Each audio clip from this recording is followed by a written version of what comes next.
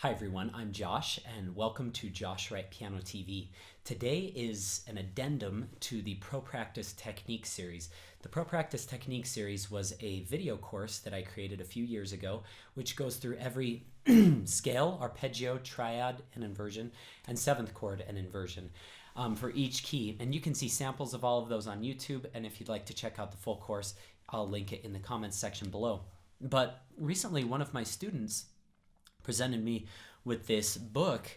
He's only a year and a half into his studies, but it was quite incredible what he's been able to do with this. And I'm pulling out my metronome here because I want to show you guys. This is from James Francis Cook's book, Mastering the Scales and Arpeggios.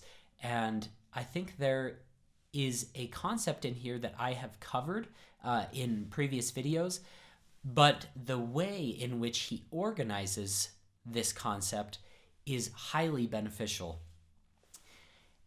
This comes from, I think, page 51 in his book, and I want to read a little bit from it.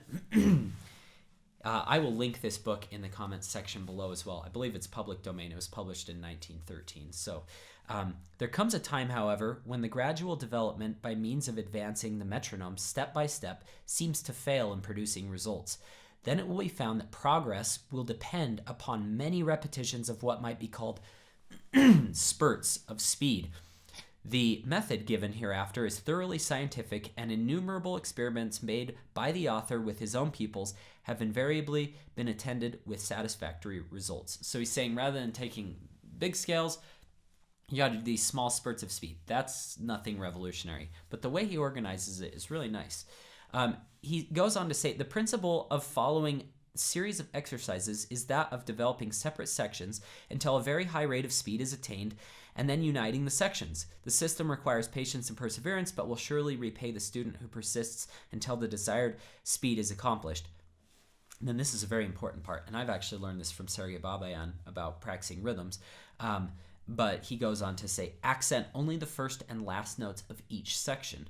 The intervening notes are played so lightly that the player hardly knows that the hand has passed over them. In fact, the performer should only think of the first and last notes of each section. He seems to leap from the first Pier note and the last Pier note, P-I-E-R. Those are going to be the notes, the first note of each section that we go over.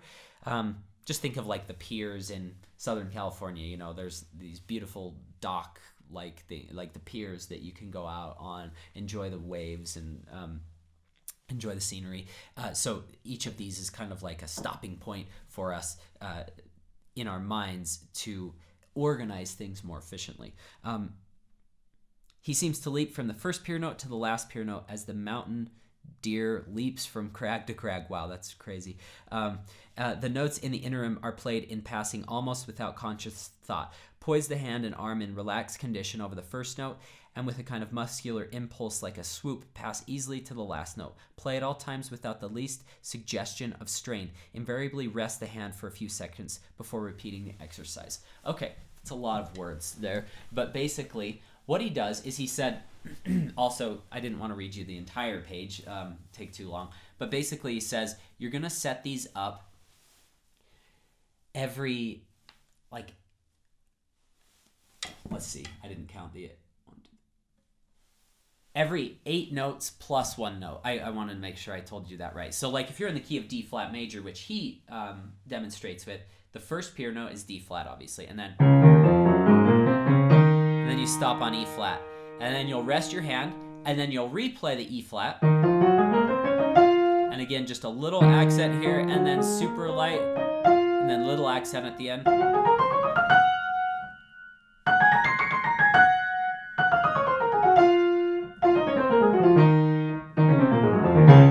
Why is that so beneficial? A couple of reasons.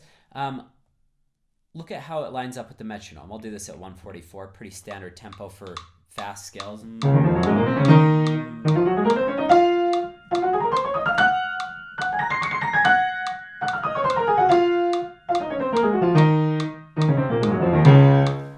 In his introduction, he says it's easier when you have lots of black notes to play scales than, very few. He's like C major may be the hardest scale. Chopin said something similar. I think he liked B major the best. I tend to like B major the best as well. So how do you remember what those Pier notes are? Okay, every 8 notes plus 1 or every 9 notes. It's kind of hard to remember. It's very easy if you look at where you stop. So B is our first one. C sharp,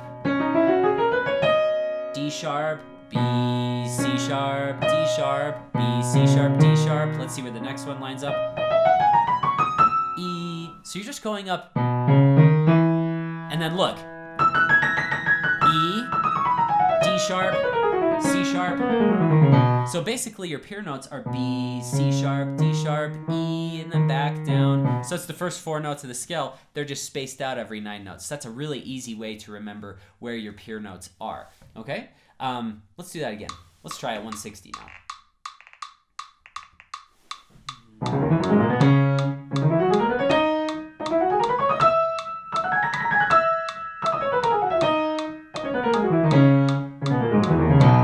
Okay, the student who showed me this has been playing for a year and a half, and he's doing all of his individual Piers at 132.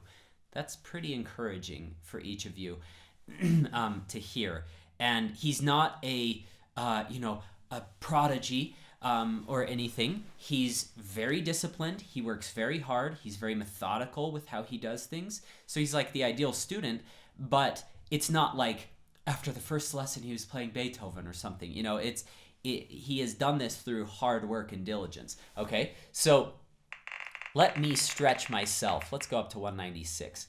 This is definitely a stretch for me. Okay.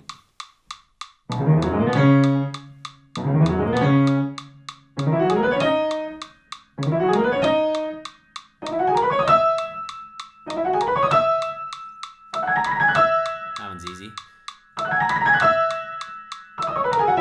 Let's see.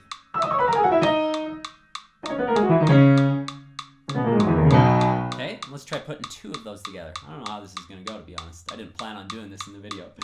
So I'm going to go C sharp to D sharp. Okay, so...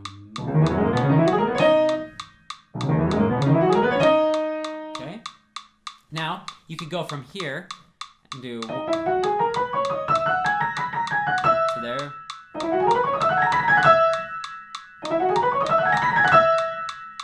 Then...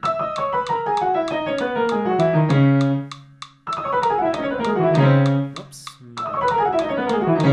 And then... sorry. Okay, and so forth. Okay? That series of stopping on those Piers allows you to do a few things, and I want you to remember all these things. 1, it gives you a short burst that's much more manageable than trying to go up and down 4 octaves. You're not going to tire out as easily. You don't have to focus on as much. 2, it allows you to listen with more clarity. You're able to discern, where my hands exactly together. Because you can sit and do one Pier to Pier, over and over and over. Just that little chunk. I like the way he organized this into those, because I usually tell students, do 2 octaves at a time in every combination you can think of. So here, there, and then here. But the problem with that has been that the student, when they try to use the metronome, it stops like in the middle of a metronome click. It doesn't stop on a metronome click. This one stops on a metronome click. That's why I like this method so much. Okay?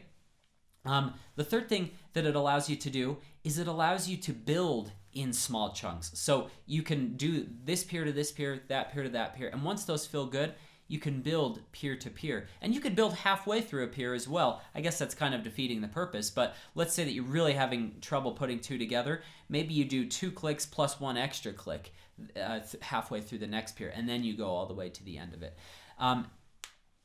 And the last thing, as he mentions, is you have to have a lot of patience and perseverance doing this. If you really want to play your scales faster, it's critical that you do this. I have another student.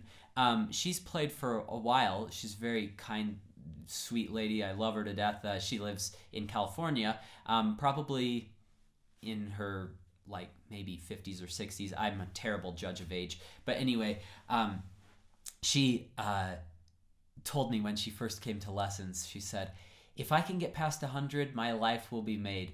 She was past 100 in a few weeks, And then she's like, I'm freaking out right now. I don't know how this is possible. And we're shooting for 120, and she's just amazed every week. Like, oh my gosh, I can't believe we're getting so close to 120. I'm having her do her Pier note sections at 126 and then sometimes at 132, so that when she goes back down to 120, feels more comfortable. She's not quite there yet, and my other student is working 132, mastering 132, but he can comfortably do the scales between 110 and 120 all the way through.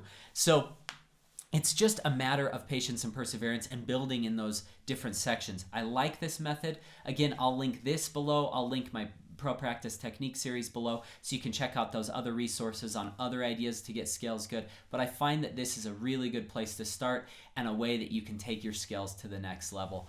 I hope this has been helpful. If any of you have any questions, my email is josh@joshwrightpiano.com. If you wouldn't mind subscribing to my channel, let's see, I think the subscribe button comes up here, and then my website with all my lessons, and then if you want to keep watching more videos, you can check them out over here. Have a great week. Good luck in your practice sessions.